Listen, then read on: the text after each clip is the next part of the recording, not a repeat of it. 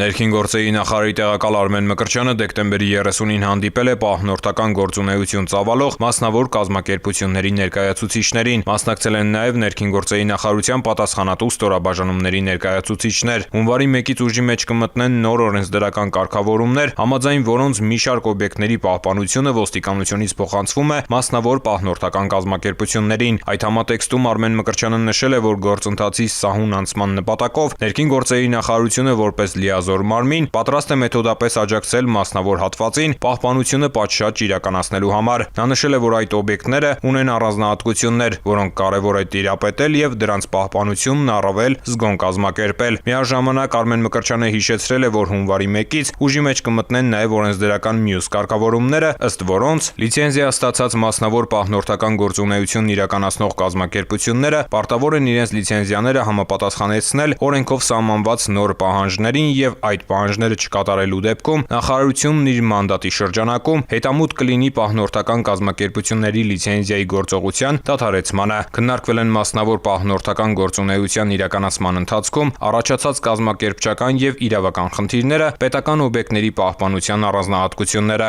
Անդրադարձ է կատարվել նաեւ անձնակազմի համալրման եւ պատրաստվածության հարցերին, պահնորդների տարիքային շեմին եւ զենքի լիցենզավորման գործող ընթացակարգերին։ Կազմակերպությունների կողմից բարձրացված խնդիրները գույքագրվել են դրանց արդյունավետ լուծումներ գտնելու նպատակով։ Մասնավոր հատվածի ներկայացուցիչները կարևորել են համագործակցությունը, վստահեցնելով, որ պատշաճ կերպով ապահովելու են պահպանությունը եւ պատրաստակամություն հայտնել ներգրավել առաջարկվող լուծումների մշակման գործընթացում, իսկ ներքին գործերի նախարարությունը մշտադիտարկելու է ընթացքը։ Ներքին գործերի նախարարի տեղակալ Արմեն Մկրտչյանի խոսքով ոլորտի լավարկման նպատակով նման օրինակ հանդիպում քննարկումները շարունակական են։